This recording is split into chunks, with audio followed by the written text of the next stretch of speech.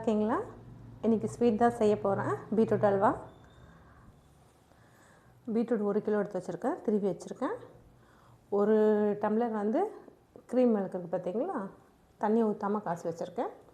சர்க்கரை ஒரு 1/2 கிலோ தான் எடுத்துருக்கேன். ஏன்னா இதில் பீட்ரூட்லேயே ஸ்வீட்னஸ் இருக்கும். ஸ்வீட் அதிகமாக தேவைப்பட்டுச்சுன்னா நீங்கள் ஒரு 3/4 கிலோ சேர்த்துக்கோங்க. நெய் எடுத்து வச்சுருக்கேன், முந்திரி எடுத்து வச்சுருக்கேன், சர்க்கரை போட்டு ஏலக்காய் பொடிச்சு வச்சுருக்கேன்.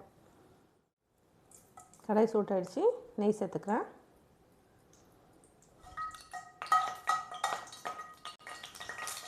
கரண்டியில் தண்ணி இருந்துச்சு பொழுது தெறிக்குது. முந்திரி சேர்த்துக்கிறேன். திராட்சை வேணால் திராட்சையும் சேர்த்துக்கலாம். எங்களுக்கு திராட்சை பிடிக்காது, அதனால் முந்திரி மட்டும் சேர்த்துருக்கேன்.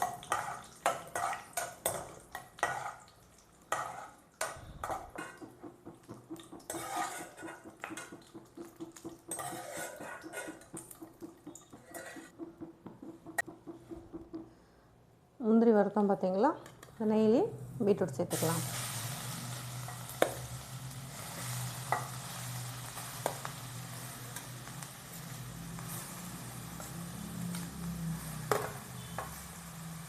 பீட்ரூட்டை பச்சை வாசனை போகிற வரைக்கும் நெய்யில் முதல்ல வதக்கிக்கலாம்.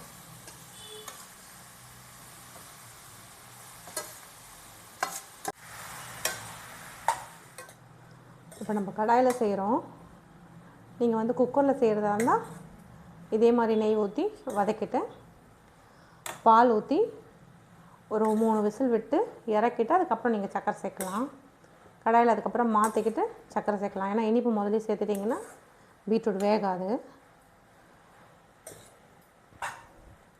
இது கடாயில் கொஞ்சம் பொறுமையாக நம்ம செய்யும் போது டேஸ்ட் கொஞ்சம் நம்ம குக்கரில் செய்கிறதுக்கும் கடாயில் செய்கிறதுக்கும் டிஃப்ரெண்ட் கண்டிப்பாக தெரியும்.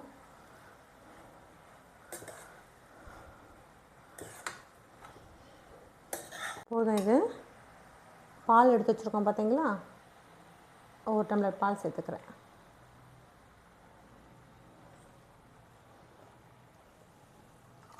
அதே டம்ளரில் ஒரு 1/2 டம்ளர் தண்ணி ஊற்றி அதையும் ஊற்றிக்கலாம்.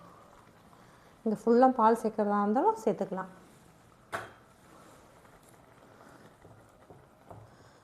பீட்ரூட் முழுகிற அளவுக்கு இருக்கணும். இது அப்படியே நம்ம மூடி வச்சுருவோம், வேகட்டும்.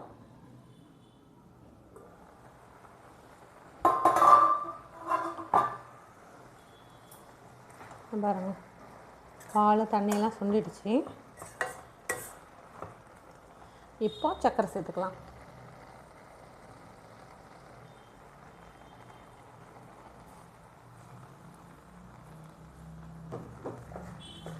நான் 1/2 கிலோ சர்க்கரை தான் சேர்க்குறேன். உங்களுக்கு ஸ்வீட் அதிகமாக தேவைப்பட்டுச்சுன்னா நீங்கள் ஒரு 3/4 கிலோ சேர்த்துக்கோங்க. ஏன்னா நான் 1 கிலோ பீட்ரூட் எடுத்துருக்கேன்.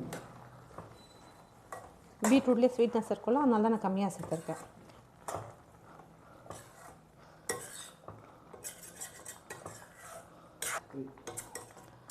பீட்ரூட் வேகிறதுக்கு முன்னாடி சர்க்கரை சேர்த்துட்டிங்கன்னா பீட்ரூட் வேகாது.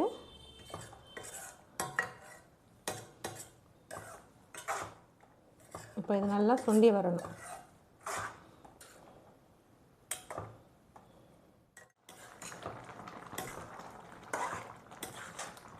இன்னும் கெட்டிப்படணும், வேகட்டும். இப்போ பாருங்கள், நம்ம ஊற்றின நெய்யெல்லாம் இப்போ மேலே தனியாக பிரிஞ்சு வருது பாருங்கள்.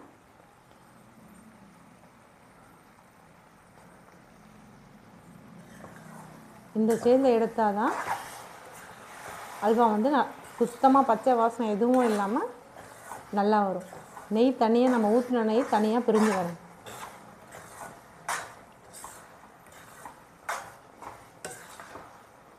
இப்போ எடுத்து வச்சுருக்கோம் பார்த்தீங்களா,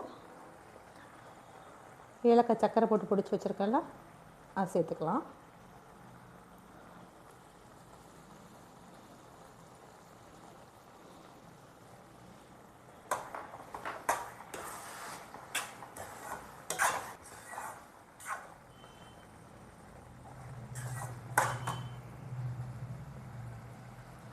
இப்போ எடுத்து வச்சுருந்தேன் முந்திரி வறுத்துருந்தோம் பார்த்தீங்களா, அது சேர்த்துக்கலாம்.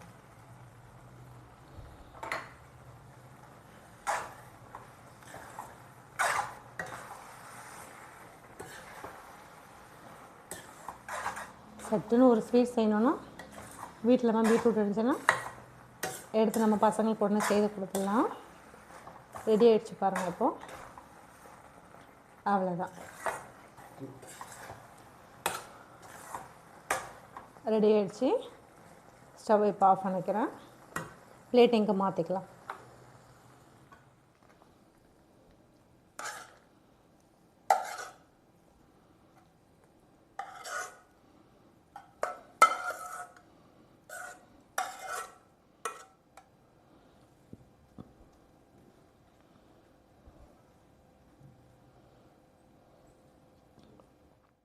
நம்ம பீட்ரூட் ஹல்வா ரெடி ஆகிடுச்சிங்க.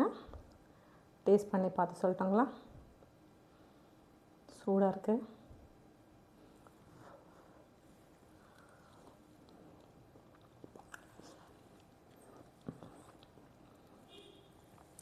ரொம்ப நல்லாவே வந்திருக்குங்க. அல்வா மட்டும் எப்போவுமே எந்த அல்வாவாக இருந்தாலும் சூடாக நம்ம சாப்பிட்டா அது ஒரு டேஸ்ட்டாக இருக்கும். ஃப்ரிட்ஜில் வச்சு சாப்பிட்டிங்கன்னா அது ஒரு டேஸ்ட்டாக இருக்கும். ரெண்டுமே நல்லா தான் இருக்கும். நம்ம பால் ஊற்றி செய்திருக்கோம் பார்த்தீங்களா, நல்லா க்ரீமியாக டேஸ்ட் நல்லாயிருக்கு. இதில் நம்ம பால்கோவாவும் போட்டு செய்யலாம். அதை நான் இன்னொரு வாட்டி செய்கிறேன். நீங்களும் இந்த வீடியோ உங்களுக்கு பிடிச்சிருந்ததா நீங்களும் இதே மாதிரி செய்து சாப்பிட்டு பாருங்கள். நம்ம அடுத்த வீடியோவில் பார்க்கலாம்.